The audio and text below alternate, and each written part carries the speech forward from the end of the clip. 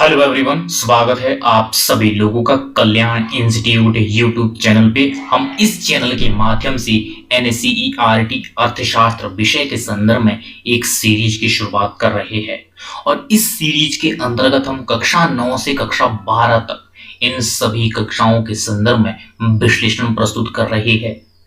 और जो ये एनसीईआरटी होती है इसका अपने आप में कई ज्यादा महत्व होता है, तो इसीलिए एनसीईआरटी को पढ़ने के लिए प्रेफर किया जाता है, जिससे कि हमारे बौद्धिक क्षमता का विकास होता है, हमारे सोचने समझने की शक्ति कई ज्यादा विकसित होती है। तो इसी महत्वता को देखते हुए हमने इस सीरीज की शुरुआत की है और इस सीरीज का महत्व इन सभी कक्षाओं में पढ़ने वाले विद्यार्थियों के लिए तो है ही है, यानी कि जो लोग स्कूलिंग कर रहे हैं। इसके अलावा जो लोग स्कूलिंग कर चुके हैं वो चाहे किसी भी तरह के कंपटीशन की प्रिपरेशन क्यों ना कर रहे हो, यदि उसमें जरा सा भी अर्थशास्त्र विषय का रोल है तो उन्हें सबके लिए भी ये सीरीज उपयोगी रहने वाली है। क्योंकि ये सीरीज हमने तब जाकर के आप सबके सामने प्रस्तुत की है जब हमने खुद से इन सभी कक्षाओं की एनसीईआरटी को अध्याय वाइज लाइन बाय लाइन जब खुद से रीड किया, उसको समझा है, तब जाकर के आप सबके सामने ये विश्लेषण प्रस्तुत किया है। और आज हम इस वीडियो के अंतर्गत एनसीईआरटी अर्थशास्त्र विषय कक्षा 11 के अध्याय 7 के संदर्भ में विश्लेषण करने वाले हैं। अध्याय 7 है रोजगार, समृद्धि, अनौपचारिकरण एवं अन्य मुद्दे। तो इस संदर्भ में आज हम डिटेल में जानेंगे और इसके अंतर्गत हम जो भी विश्लेषण करेंगे वो विश्लेषण कक्षा 11 के स्टैंडर्ड के हिसाब से करेंगे। जो भी कक्षा 11 के अध्याय 7 के अंतर्गत जो जो टॉपिक होंगे उन सभी टॉपिकों को जानने और समझने का प्रयास करेंगे। तो आप हमारे साथ इस वीडियो में अंत तक जरूर बने रहिएगा और अगर चैनल को अभी तक सब्सक्राइब नहीं किया है तो चैनल को जरूर सब्सक्राइब कर दीजिएगा। तो चलिए बारी बारी से समझते हैं कि किस तरह से अध्याय 7 के माध्यम से क्या कहने का प्रयास किया गया है। तो सबसे पहले ये समझ लेते हैं कि श्रमिक और रोजगार क्या है। श्रमिक वे व्यक्ति जो आर्थिक क्रियाओं में संलग्न होते हैं उन्हें श्रमिक कहते हैं। जो व्यक्ति किसी न किसी आर्थिक क्रियाओं में संलग्न होते हैं, वो उन आर्थिक क्रियाओं से संबंधित कार्य करते हैं, उन्हें श्रमिक कहा जाता है। वही चाहे किसी भी तरह के कार्य क्यों ना कर रहे हो, चाहे वे उच्च या निम्न किसी भी स्तर के कार्य क्यों ना कर रहे हो, उन्हें हम श्रमिक ही कहेंगे। चाहे कोई व्यक्ति अपना कोई काम कर रहा हो और उसका वो खुद स्वामी हो, खुद संचालक हो, उसे भी हम श्रमिक ही कहेंगे। यानी कि जो व्यक्ति स्वयं नियोजित होते हैं उन्हें भी श्रमिक कहा जाता है। तो इस तरह से ये श्रमिक है। अगर हम रोजगार के संदर्भ में देखें कि रोजगार क्या है, जितने भी व्यक्ति आर्थिक कार्यों में लगे होते हैं उन सबको रोजगार में लगे लोगों की श्रेणियों में शामिल किया जाता है। जो व्यक्ति किसी न किसी आर्थिक कार्य में लगे हुए होते हैं उन सबको हम रोजगार में लगे लोगों की श्रेणियों में शामिल करते हैं। तो इस तरह से ये श्रमिक और रोजगार है। अब हम इसके बाद कर्मियों के प्रकारों को जानेंगे। कर्मियों के प्रकार यानी कि जो काम करने वाले लोग हैं उनके कितने प्रकार है और कौन कौन से प्रकार है। कर्मियों के प्रकारों को हम 3 आधारों पर वर्गीकृत करते हैं, जिसमें कि पहला प्रकार है स्वयं नियोजित। स्वयं नियोजित यानी कि जो अपने उद्यम के, अपने कार्य के, अपने कोई भी रोजगार है, कोई भी उसका जो आर्थिक गतिविधि है उसका वो स्वामी और संचालक होता है, उसे हम स्वयं नियोजित कहते हैं। यानी कि जब कोई व्यक्ति अपना उद्यम, अपनी आर्थिक गतिविधि चलाता है, उसका वो खुद स्वामी है, संचालक है, तो उसे हम स्वयं नियोजित कहते हैं। जो ये स्वयं नियोजित संबंधी जो ये गतिविधि है, ये गतिविधि अधिकांश तो शहरी क्षेत्रों में होती है, क्योंकि शहरी क्षेत्रों में स्वयं नियोजित गतिविधि के संदर्भ में उस तरह की संरचना विकसित है, उस तरह का उन्हें आवरण मिलता है और इसी तरह से जो नियमित वेतन वाले जो रोजगार है उनकी संख्या भी शहरी क्षेत्रों में अधिक होती है। तो इस तरह से जो शहरी क्षेत्रों में स्वनियोजित और नियमित वेतन वाले जो रोजगार की संख्या है वह अधिक होती है शहरी क्षेत्रों में, क्योंकि शहरी क्षेत्रों में उन्हें सबके लिए उस तरह का आवरण मिलता है, उस तरह की संरचना का विकास है। जब कोई भी व्यक्ति खुद से अपना कोई आर्थिक गतिविधि चला रहा हो, अपना कोई कार्य कर रहा हो, जिसका वो खुद स्वामी है, खुद संचालक है, तो उसको हम स्वयं नियोजित कहते हैं। अब इसके बाद जो दूसरा प्रकार है वह है अनियत मजदूरी। अनियत मजदूरी ये क्या है? वह मजदूर जो अन्य लोगों के अधीन अनियमित तौर पे वे कार्य करते हैं। ये किस तरह से? जो व्यक्ति किसी अन्य लोगों के अधीन या किसी अन्य के अंतर्गत वे कोई भी किसी भी आर्थिक गतिविधि में वो काम करता है, तो उसे हम अनियमित कार्य कहते हैं। अनियमित कार्य किस संदर्भ में होते हैं? ये इस तरह से होते हैं, इनका ना तो रोजगार यानी कि काम करने की अवधि फिक्स होती है, निश्चित कुछ नहीं होता है यहाँ पे, ना ही यहाँ पे जो पारिश्रमिकी दी जाती है उस काम के बदले वो भी निश्चित नहीं होता है। क्योंकि एक तो इन लोगों की जो समय अवधि है वो भी निश्चित नहीं है, वो भी फिक्स नहीं है। आज अगर वो काम कर रहे हैं तो उनके पास कल का कोई पता नहीं है कि कल भी वो क्या वहां पे काम करेंगे या किसी अन्य जगह करेंगे। तो इस तरह से वह मजदूर जो अन्य लोगों के अधीन अनियमित तौर पे काम करते हैं और उसके बदले में जो उन्हें वेतन मिलता है, पारिश्रमिकी मिलती है, वो भी निश्चित नहीं होती है, वो भी अनियमित पारिश्रमिकी होती है। तो इस तरह से वे व्यक्ति इसके अंतर्गत आते हैं जो जो दैनिक वेतनभोगी होते हैं या कृषि श्रमिक होते हैं, जो अपनी रोजाना जरूरतों के लिए रोजाना कार्य करते हैं, वे लोग अनियत मजदूरी के अंतर्गत आते हैं। और अगला प्रकार है नियमित वेतनभोगी कर्मचारी। नियमित वेतनभोगी कर्मचारी ये वे लोग होते हैं जब किसी श्रमिक को किसी व्यक्ति या उद्यम द्वारा नियमित तौर पर उन्हें काम पर रखा जाता है और उन्हें जो मजदूरी दी जाती है वे भी नियमित तौर पे दी जाती है। और इन लोगों को जो काम मिलता है वो भी नियमित तौर पे मिलता है, वो भी निश्चित है, समय अवधि भी निश्चित है, और जो उसके बदले में जो पारिश्रमिकी जो वेतन दिया जा रहा है, मजदूरी दी जा रही है, वो भी निश्चित होती है। तो इस तरह से जो नियमित वेतनभोगी कर्मचारी है वो इस संदर्भ में होते हैं, इनको एक तरह से रोजगार की सुरक्षा होती है, इनके हितों की रक्षा होती है और इनको जो काम मिलता है वो नियमित तौर पे मिलता है, उसके बदले में जो पारिश्रमिकी दी जाती है वे भी नियमित तौर पे दी जाती है। तो इस तरह से जो यहाँ पे जो नियमित वेतनभोगी कर्मचारी है इनको काम तब जाकर के मिलता है जब इनका उच्च कौशल होता है और शिक्षा का स्तर भी बेहतर होता है, और ये यहाँ पे आवश्यकता होती है यहाँ पे नियमित वेतन वाले कार्यों के लिए कि किस तरह से उन लोगों का उच्च कौशल हो और उनका शिक्षा का स्तर भी बेहतर हो, तब जाकर के उन लोगों को नियमित तौर पे वहाँ पे काम किया जाता है, क्योंकि वहाँ पे उस तरह की आवश्यकता होती है ताकि वो जब वहां पे काम करे तो वहां पे उत्पादकता में वृद्धि हो सके। तो इस तरह से तब जाकर के उन्हें उन लोगों को वहां पे काम मिलता है। तो इस तरह से ये नियमित वेतनभोगी कर्मचारी होते हैं।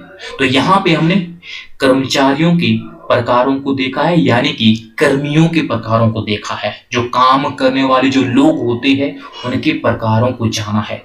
अब हम इसके बाद फर्मों, कारखानों तथा कार्यालय में रोजगार को समझेंगे कि किस तरह से फर्मों में रोजगार और कारखानों कार्यालयों में रोजगार के संदर्भ में होता है और किस तरह से भारत में जो रोजगार की स्थिति है वो क्या है और किस क्षेत्र में किस संदर्भ में रोजगार है।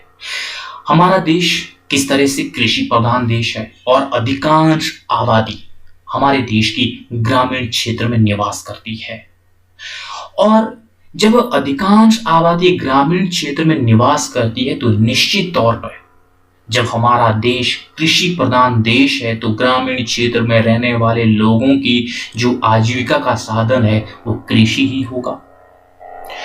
तो ये सच है कि आज के समय में भी हमारे देश की अधिकांश जनसंख्या कृषि क्षेत्र में ही संलग्न है। वे अपनी आजीविका के लिए कृषि क्षेत्र पर निर्भर है। और हमारे देश में जो श्रम शक्ति है, श्रम शक्ति आज के समय में कृषि क्षेत्र से उद्योगों और सेवाओं की ओर शिफ्ट हो रही है। ये क्यों हो रही है, इसके पीछे का क्या रीजन है? एक तो कृषि क्षेत्र में आवश्यकता से अधिक लोग अभी भी काम कर रहे हैं, जिसके चलते कृषि क्षेत्र में अनावश्यक दबाव है। और ये आवश्यकता से अधिक जब होंगे तो कहीं ना कहीं उनकी उत्पादकता में कमी होगी। तो इसके चलते जब जब हमारे देश में डेवलपमेंट हो रहे हो, चाहे टेक्नोलॉजी को लेकर के हो रहे हो या चाहे अन्य संदर्भों में जो डेवलपमेंट हो रहे हो, उनके चलते धीरे धीरे लोग कृषि क्षेत्र से अन्य क्षेत्रों की ओर वो शिफ्ट हो रही है, जिसमें कि उद्योगों की ओर शिफ्ट हो रही है, सेवा क्षेत्रों की ओर शिफ्ट हो रही है। लेकिन जो ये शिफ्ट हो रही है इसकी गति अभी भी धीमी है, जिसके चलते भारत में आज भी कृषि क्षेत्र सर्वाधिक लोगों को रोजगार प्रदान करता है। आज भी आवश्यकता से अधिक लोग कृषि क्षेत्र में लगे हुए हैं। और उसके बाद दूसरे नंबर पे आता है तृतीयक क्षेत्र। तृतीयक क्षेत्र में भी कृषि के बाद सर्वाधिक लोग यहाँ पे काम कर रहे हैं। और अंततः जो है वो विनिर्माण क्षेत्र है, यानी कि औद्योगिक क्षेत्र। औद्योगिक क्षेत्र में जो कृषि और सेवा क्षेत्र है, इसके बाद सर्वाधिक लोग विनिर्माण क्षेत्र में लगे हुए हैं। तो इस तरह से हमारे देश में सर्वाधिक जनसंख्या आज भी कृषि क्षेत्र में काम कर रही है और कृषि क्षेत्र पर वो आजीविका के लिए निर्भर है। और धीरे धीरे जैसे डेवलपमेंट हो रहा है तो ये जो लोग हैं ये धीरे धीरे शिफ्ट हो रहे हैं उद्योगों और सेवाओं की ओर। तो इस तरह से ये भारत में रोजगार की स्थिति है इन तीनों क्षेत्रों के संदर्भ में। अब हम इसके बाद औपचारिक और अनौपचारिक श्रम बल के बारे में बात करेंगे कि किस किस तरह से कि औपचारिक और अनौपचारिक जो ये श्रम बल है ये किस संदर्भ में होते हैं और किस तरह से कौन कौन से लोग इसके अंतर्गत आते हैं। जो ये औपचारिक और अनौपचारिक श्रम बल है इसको हम संगठित और असंगठित क्षेत्र भी कहते हैं। ये किस तरह से कहते हैं इसको हम आगे समझेंगे। तो सबसे पहले औपचारिक श्रम बल को समझ लेते हैं कि औपचारिक श्रम बल है क्या है। औपचारिक श्रम बल में सभी सार्वजनिक क्षेत्र के जो प्रतिष्ठान होते हैं, जो भी विभाग होंगे सरकारी, उन सभी विभागों को भी इसके अंतर्गत शामिल किया जाता है। और इसके अलावा वे निजी क्षेत्रक, जिन क्षेत्रों में, जिन उद्योगों में, जिन प्रतिष्ठानों में 10 या 10 से अधिक लोगों को रोजगार प्रदान किया जाता है, उसको भी हम औपचारिक श्रम बल के अंतर्गत रखते हैं, यानी कि संगठित क्षेत्र के अंतर्गत शामिल करते हैं। एक तो सार्वजनिक क्षेत्र हो गया और दूसरा वे निजी क्षेत्र जहां 10 या 10 से अधिक लोगों को रोजगार प्रदान किया जाता है, तो उन सभी प्रतिष्ठानों को हम संगठित क्षेत्र कहते हैं। इन प्रतिष्ठानों में जो संगठित क्षेत्र होते हैं, जो ये औपचारिक श्रम बल वाले क्षेत्र होते हैं, इनमें किस तरह से यहाँ पे काम करने वाले जो लोग होते हैं उनको हम संगठित क्षेत्र के कर्मचारी कहते हैं, क्योंकि ये संगठित क्षेत्र वाले प्रतिष्ठानों में काम कर रहे हैं। जब वो संगठित क्षेत्र के प्रतिष्ठानों में काम कर रहे हैं तो उन्हें हम निश्चित तौर पे संगठित क्षेत्र के कर्मचारी कहेंगे। और जो लोग यहाँ पे काम करते हैं इन क्षेत्रों में, संगठित क्षेत्र में, इन लोगों के अधिकारों की यहाँ पे रक्षा होती है। वो क्यों होती है, कैसे होती है?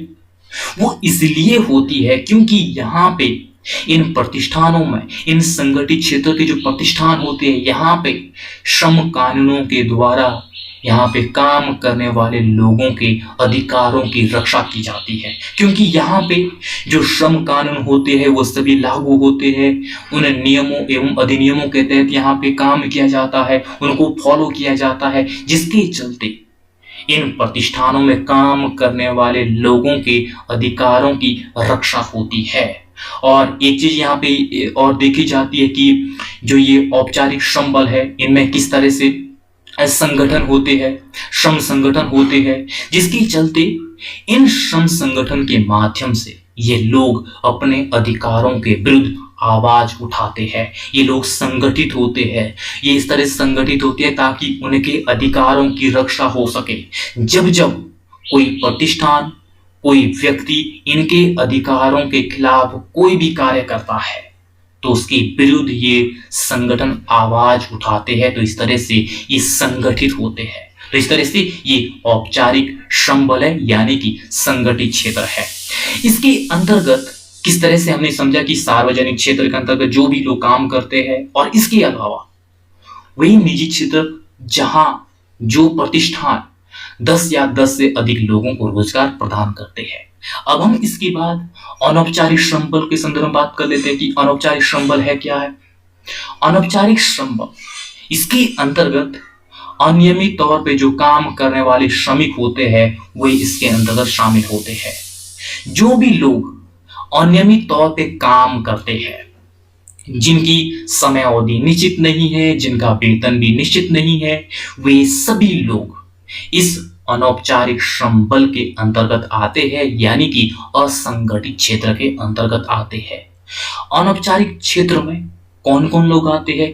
किसान आते हैं, कृषि श्रमिक आते हैं, छोटे मोटे उद्योग धंधे चलाने वाले आते हैं, और सभी स्वयं नियोजित जो व्यक्ति होते हैं, जो अपना जो कार्य है, जो आर्थिक गतिविधि है, जो खुद करते हैं, उसका संचालन खुद करते हैं, वे लोग भी इसके अंतर्गत आते हैं। और इसके अलावा जो दैनिक वेतनभोगी होते हैं वो भी इसके अंतर्गत आते हैं। तो इस तरह से इन लोगों को अनियमित तौर पे काम मिलता है। जब इन्हें अनियमित तौर पे उन प्रतिष्ठानों में, उन जगहों में, उन आर्थिक गतिविधियों में काम मिलता है तो इनको हम अनौपचारिक श्रम बल कहते हैं, यानी कि असंगठित क्षेत्र के अंतर्गत शामिल करते हैं।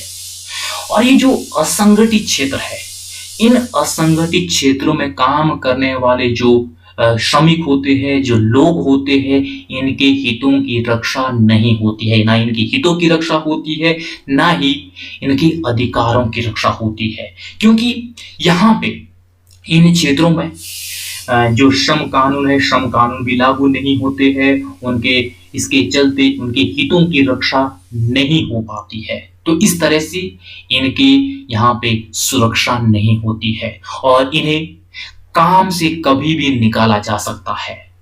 और जब इन्हें काम से निकाला जाएगा तो उससे पहले इनको ना तो कोई नोटिस दिया जाएगा और ना ही इन्हें अवगत किया जाएगा। तो इस तरह से इन्हें कभी भी काम से निकाला जा सकता है।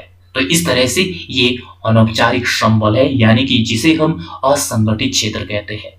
अब हम इसके बाद बेरोजगारी के संदर्भ में बात कर लेते हैं कि बेरोजगारी क्या है, बेरोजगारी किसे कहते हैं। बेरोजगारी जब कोई व्यक्ति प्रचलित मजदूरी दर पर काम करने के लिए वो तैयार होता है, लेकिन फिर भी अगर उसे काम ना मिले तो उसे बेरोजगार कहा जाता है। ये किस तरह से?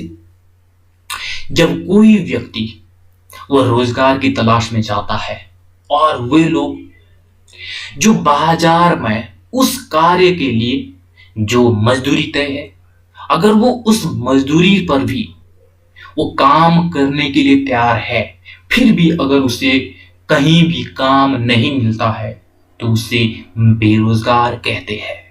तो इस तरह से जो बाजार में जो प्रचलित मजदूरी दर होती है उस पर कोई व्यक्ति काम करने के लिए तैयार हो जाता है, फिर भी उसके पास काम नहीं मिलता है तो वो बेरोजगार होता है। अब हम इसके बाद बेरोजगारी के प्रकार समझ लेते हैं कि बेरोजगारी के कौन कौन से प्रकार है और कितने प्रकार हैं।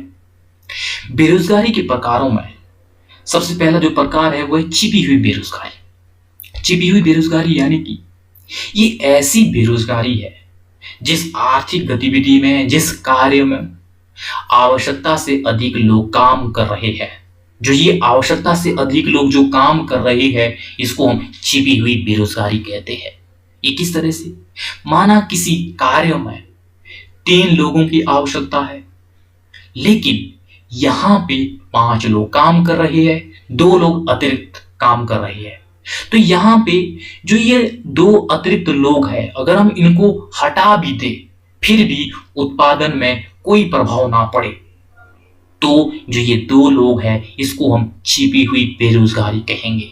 यानी कि किसी काम में आवश्यकता से अधिक जब लोग काम करेंगे, अगर हम इन आवश्यकता से अधिक लोगों को उस काम से हटा भी देते हैं, उसके बावजूद भी उस उत्पादन प्रक्रिया पर, उस कार्य पर कोई प्रभाव नहीं पड़ता है, तो इन अतिरिक्त लोगों को हम छिपी हुई बेरोजगारी के अंतर्गत शामिल करते हैं। तो ये छिपी हुई बेरोजगारी है, ये कृषि क्षेत्र में देखी जाती है। किस तरह से कृषि क्षेत्र में, विशेषकर भारत के संदर्भ में, आवश्यकता से अधिक लोग यहाँ पे काम कर रहे हैं, और अगर हम इन आवश्यकता से अधिक लोगों को किसी अन्य क्षेत्रों में लगा दें और उसके बावजूद भी अगर कृषि क्षेत्र में किसी तरह का प्रभाव नहीं पड़ता है, तो ये आवश्यकता से अधिक लोग छिपी हुई बेरोजगारी के अंतर्गत आते हैं। और दूसरा प्रकार है मौसमी बेरोजगारी। मौसमी बेरोजगारी वे बेरोजगारी है जब किसी व्यक्ति को वर्ष में कुछ महीने काम मिलता है और कुछ महीने उसे काम नहीं मिलता है, तो इसे मौसमी बेरोजगारी कहते हैं। जब जब उसे काम मिलता है तो उस दौरान तो वो अपनी आवश्यकताओं, अपनी जरूरतों को पूरा कर लेता है, और जब उसे काम नहीं मिलता तो वो मुश्किल से वो अपनी आवश्यकताओं को भी पूरा नहीं कर पाता है। तो ये मौसमी बेरोजगारी है, ये कृषि क्षेत्र में देखी जाती है कि किस तरह से कृषि क्षेत्र में जब जब फसलों की बुआई होती है, कटाई, निराई, गुड़ाई होती है, तो उस दौरान तो लोगों को काम मिलता है, और जब ये फसल काट दी जाती है, कोई फसल की बुआई नहीं होती है, तो उस दौरान लोगों को काम नहीं मिलता है। तो इस तरह से ये मौसमी बेरोजगारी होती है, जिसमें वर्ष के कुछ महीने काम मिलता है और कुछ महीने काम नहीं मिलता है। और अगला प्रकार है तकनीकी बेरोजगारी। तकनीकी बेरोजगारी वह बेरोजगारी है जब तकनीकी के वो आविष्कार के चलते, जहां पे जिस गतिविधि पे जो लोग काम कर रहे हैं और उनके स्थान पर मशीनों को लाया जाता है और वो काम मशीनों के द्वारा किया जाता है, तो ऐसे में जो मशीनों के चलते बेरोजगार हुए हैं, टेक्नोलॉजी के चलते वो बेरोजगार हुए हैं, तो वे तकनीकी बेरोजगारी कहलाती है। क्योंकि जब श्रम शक्ति के स्थान पर मशीनों के द्वारा काम किया जाएगा, तो निश्चित तौर पे जो वहां पे लोग काम कर रहे हैं उनको बाहर किया जाएगा। जब उन्हें बाहर किया जा रहा है इस टेक्नोलॉजी के विकास के चलते, तो उसे हम तकनीकी बेरोजगारी कहते हैं। और अगला प्रकार है शिक्षित बेरोजगारी। शिक्षित बेरोजगारी यानी कि वे शिक्षित युवा जिसको उसकी योग्यता के अनुसार अगर काम ना मिले, उसकी जो योग्यता है, उसकी जो डिग्री है, जो उसकी क्वालिफिकेशन है, उसके आधार पर अगर उस व्यक्ति को रोजगार यानी कि काम नहीं मिलता है, तो उसे हम शिक्षित बेरोजगारी कहते हैं। तो इस तरह से ये शिक्षित बेरोजगारी है। अगला प्रकार है स्वैच्छिक बेरोजगारी। स्वैच्छिक बेरोजगारी यानी कि बाजार पे पर्याप्त मात्रा में काम है, तो किसी भी व्यक्ति को काम मिल सकता है, लेकिन जब कोई व्यक्ति काम होने के बावजूद भी वो काम नहीं करना चाहता है और अब वो ऐसी स्थिति में बेरोजगार है, तो उसे स्वैच्छिक बेरोजगारी कहते हैं। क्योंकि वो अपनी इच्छा के अनुसार बेरोजगार है, काम की कमी नहीं है, बाजार में पर्याप्त मात्रा में काम है, लेकिन वो व्यक्ति अपनी इच्छा के आधार पर वो काम नहीं करना चाहता है, तो उसे स्वैच्छिक बेरोजगारी कहते हैं। तो इस तरह से ये बेरोजगारी के प्रकार है जिनको हमने एक करके समझा है। अब हम इसके बाद सरकार और रोजगार सृजन के संदर्भ में बात करेंगे कि किस तरह से सरकार के द्वारा समय समय पर रोजगार सृजन करने के प्रयास किए गए हैं ताकि बेरोजगारी को कम किया जा सके। भारत में निरंतर रोजगार सृजन के पर्याप्त प्रयास किए जा रहे हैं और जिसके चलते भारत में बेरोजगारी को कम किया जा सके, जिसमें कि 2005 में नरेगा की शुरुआत होती है और नरेगा के तहत ग्रामीण क्षेत्रों के परिवारों को, जो विशेषकर अकुशल लोग हैं, अकुशल श्रमिक है, उन लोगों के लिए वर्ष में 100 दिनों के काम की गारंटी इसके तहत दी गई कि किस तरह से ग्रामीण क्षेत्र में रहने वाले लोगों को रोजगार प्रदान किए जाए, काम किए जाए। तो इसके तहत, किसके तहत, नरेगा के तहत 100 दिनों की काम की गारंटी दी जाती है। अब नरेगा का नाम मनरेगा है और किस तरह से इसके तहत 100 दिनों की काम की लोगों को गारंटी दी जाती है, जिससे कि ग्रामीण क्षेत्र में पर्याप्त मात्रा में रोजगार का विकास किया जा सके। और इसके अलावा समय समय पर सरकार के द्वारा अपने विभिन्न विभागों में प्रशासकीय कार्यों के लिए नियुक्तियां की जाती है। उन नियुक्तियों के माध्यम से भी किस तरह से लोगों को काम मिलता है। तो इस तरह से समय समय पर अलग अलग विभागों में, विभिन्न प्रकार के जो विभाग हैं, उन विभागों में प्रशासकीय कार्यों के लिए समय समय पर नियुक्तियां होती रही है, जिसके चलते भी लोगों को रोजगार मिलता है। और इसी तरह से जो सरकार की जो अनेक नीतियां होती है डेवलपमेंट को लेकर के, उन नीतियों के चलते किस तरह से अर्थव्यवस्था में नए नए रोजगार के अवसर पैदा होते हैं। वो चाहे सड़कों का निर्माण हो, वो चाहे हवाई अड्डों का निर्माण हो, रेल निर्माण हो, और इसी तरह से अन्य जो डेवलपमेंट संबंधी जो कार्य हो, विद्यालय, अस्पतालों का खोलना। तो इस तरह से अनेक प्रकार के जो डेवलपमेंट से संबंधित जो कार्य है, उनके चलते भी अर्थव्यवस्था में नए नए रोजगार के अवसर उपलब्ध होते हैं। और किस तरह से जो सरकार की जो नीतियां होती है डेवलपमेंट को लेकर के, अगर सकारात्मक नीतियां होगी, इसके चलते हमारी इकोनॉमी ग्रो करेगी। जब इकोनॉमी ग्रो करेगी तो कहीं ना कहीं अर्थव्यवस्था में नए नए रोजगार के अवसर उपलब्ध होंगे। तो इस तरह से सरकार के द्वारा समय समय पर उनकी नीतियों के द्वारा, उनकी योजनाओं के द्वारा रोजगार सृजन करने के प्रयास किए गए हैं। तो इस तरह से इस वीडियो के अंतर्गत हमने एनसीईआरटी अर्थशास्त्र विषय कक्षा 11 के अध्याय 7 के संदर्भ में बड़ी ही डिटेल में जानने और समझने का प्रयास किया है। तो मुझे उम्मीद है कि आपके लिए जो ये वीडियो है, ये वीडियो काफी उपयोगी रही होगी। और अगर चैनल को अभी तक सब्सक्राइब नहीं किया है तो चैनल को जरूर सब्सक्राइब कर दीजिएगा और मुझे दीजिएगा इजाजत। और आप सभी लोगों का बहुत बहुत शुक्रिया।